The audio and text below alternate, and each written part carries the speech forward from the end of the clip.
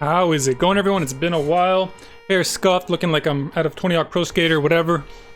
We're back with a video about kind of the rock, paper, scissors element and how people default to good options, because you hear this all the time, right? A commentator will tell you, oh, that's a good move, that's a good option. Or you'll look up a character and people say, this sucks. Like a random example, Zero Suits Grab, right? Zero Suits Grab sucks. All right, it's very slow, she doesn't get very good combos. Obviously, my point here that you can guess I'm getting to is that doesn't mean you should never use Zero Suits Grab, right? You kind of have to use it. It's a bad option, but you have to use it, or else you'd be a pretty bad Zero Suit player, right? You watch Mars games, count how many grabs he gets per game. It's probably quite a bit. Now, why is this important? So I want to talk about, all right, we got real weeb hours, if you guys watch No Game No Life. The rock, paper, scissors element of Smash, right? Shield beats attack, technically. Attack beats grab, grab beats shield, right? I know it doesn't actually play out like this. I'm going to use this example. I know. There's so many other things that happen in Smash. These aren't even guaranteed kind of things. But it's just a concept that I'm trying to get to you guys, so you can apply this kind of line of thinking yourself. So, that being said, let's get this on the screen. So, I went to a tournament, my very first tournament of Ultimate. I stopped playing Ultimate. Like, I didn't really play much when it came out. I played Smash 4 quite a bit in my region. I was pretty good. So then when I first go to my Ultimate Weekly, I vase, because I haven't been in there for a long time, I got seated pretty low. I vase this Crom player that always goes to the Weekly, and he's like seated pretty high. My friend's like, oh, I always have trouble with this guy. Good luck, whatever. So one thing I noticed, one of the very first things I noticed he does is that when he hits me with his forward air, it turns out it's -4. I didn't know this at the time. He would F tilt afterwards or jab, usually jab. So the reason he did this is because he knows that Crom's jab is a good option, but I guarantee you, almost at a subconscious level, he realized that a lot of people try to shield grab you, or they'll try to like do a move out of shield, and then Crom's grab or jab, sorry, interrupts it, right? Here's an example of what I'm talking about in a game with Larry.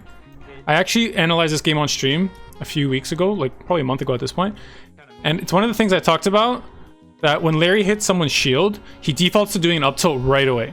Not right away, but like more often than not, right? Here, he does it here. And he catches Fatality, right? Why did that work? Because Fatality probably thought he could either jump out now, or maybe grab, or maybe do anything, and this clipped it, right? Can't even see what happened, but it clipped it. Let me pull up the pen tool. I haven't used this in forever. Hope I remember how.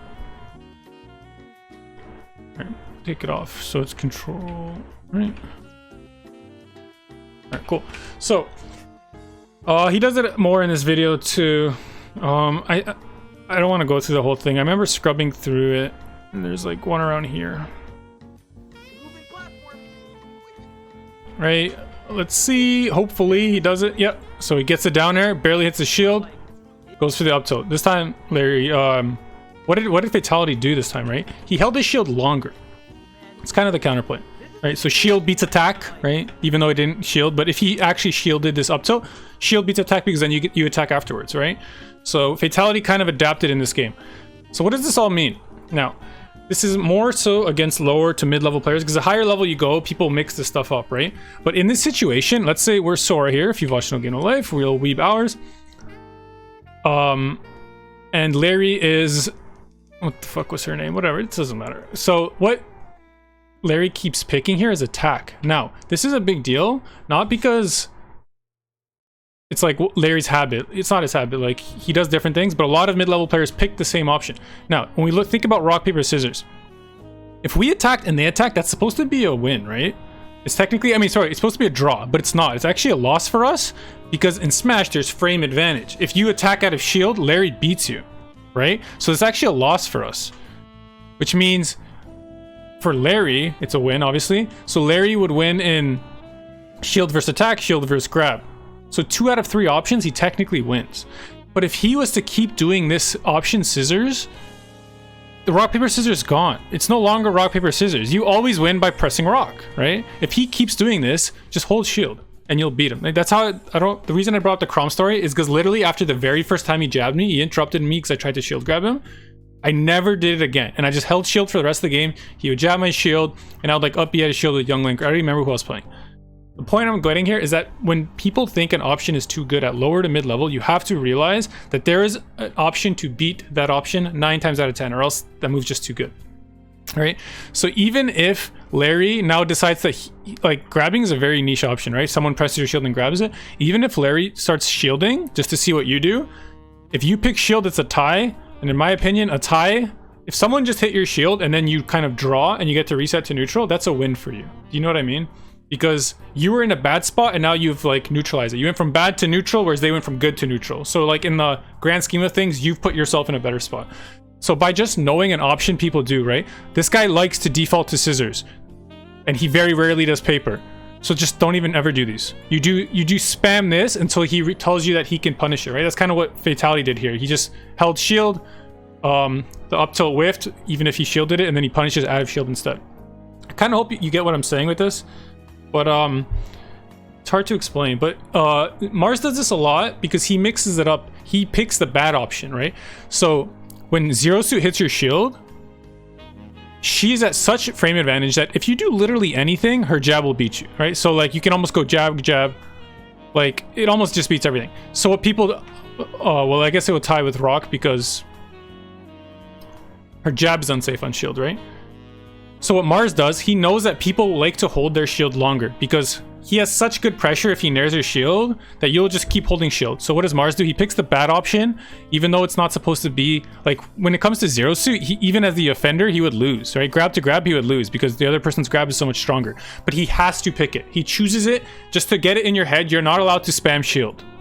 Hope you guys get what I'm saying with this. It'd be much easier if I had all these clips, but there's been like not too many tournaments and it's hard to get them. You know, I just want to get a video out, but I hope you guys get what I'm saying, right? So you have to pick the quote unquote bad option sometimes. What was Larry's counterplay to this? It was probably do this, turn around, grab him, because he's staying in shield for so long, right? That was his counterplay. Until Larry shows Fatality that he's willing to do that, Fatality can do this option the rest of the set forever and ever and ever and ever, because Larry's not punishing it, right? So this is supposed to be a good option for Larry, like hitting someone's shield. You're supposed to be in a plus.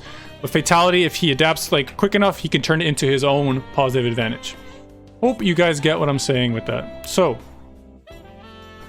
I want to show you an example. Daigo kind of talks about it in this video. I will link it in the description. Hopefully I remember.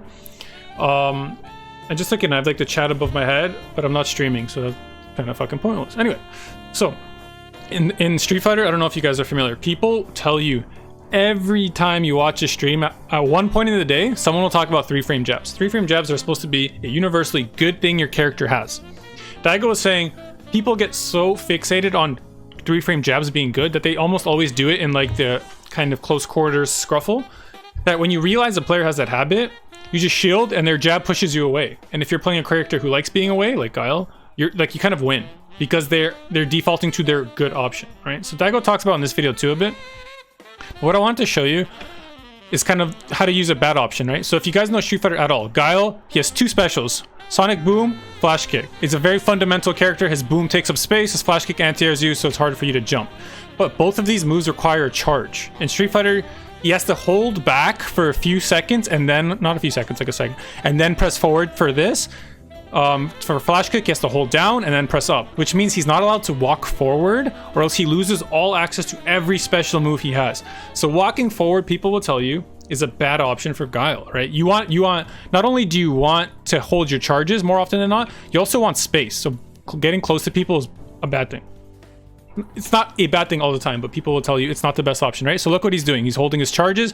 He's using Sonic Booms. He's using just big normal meaties, right? Boom. So what does he do now? Okay, another Sonic Boom, I think, right? Right? So now this guy knows that if he jumps, he might get anti-aired, and Guile is just booming. So he's kind of just ready to just move forward slowly and block them, because the closer he gets, the closer he walks to Guile, right? Watch this. He's just slowly inching himself, because all he wants to do is block these and make Guile put his back to the corner even further, right? Slowly move forward a bit, block, move forward a bit, block. He's gonna do it again, right? Move forward again, block. So now to beat this, he can keep chipping him out if he wants to, but there's a better option to beat someone who plays like this. Just walks forward and grabs. Watch your mid-level Guile player, even if you don't watch Street Fighter. You won't see them do this ever. Because just people think it's a bad thing to do on Guile, to walk forward, right? You give up space, you give up your charges. Look at that cojones, bro. Against a high-level player, just walks forward like for a full second. but the guy's just not ready to react because that's not a good option. It's not in his brain to think that guy will come walk at me. He's waiting for a boom. He's waiting for just a walk back, right? So that's kind of an application of using a bad option to kind of sway the rock, paper, scissors. People assume you will not pick the bad option, so you kind of get it to use it for free sometimes. I hope that kind of made sense. It probably was harder to explain than I thought. Maybe I should have made that a slower video, but let me know if you guys need a better explanation. I'll do like a not live video, kind of an edited one. I hope it kind of makes sense, but put it in a quick wrap up. When you're facing a mid to a low level player, take note if they do an option that they think is just good without them realizing why it's good, right? So when people default to these options that they think are good, they end up using them at very, very predictable times, and you get to, you know, mix them up or kind of beat them for free. And on your side of the things, think about the options people tell you are not great, and think about how you can use them to really mess with your opponent, right? If you ever play Mars in Ultimate, you'll be like, how am I getting grabbed so much? If you ever play Daigo in Street Fighter, you can be like, why the fuck did this guy just walk at me? Like, what the hell? They call it the ume walk, all right? So, yeah, hope you guys can apply this to your game. Hope it helped a little bit. And I will hopefully have another video soon. Let me know if there's any topics you want covered. I got a few in mind that I'll hopefully plan better than this one. Have a great day, everyone, and stay beautiful, stay safe in these troubled times. See you later.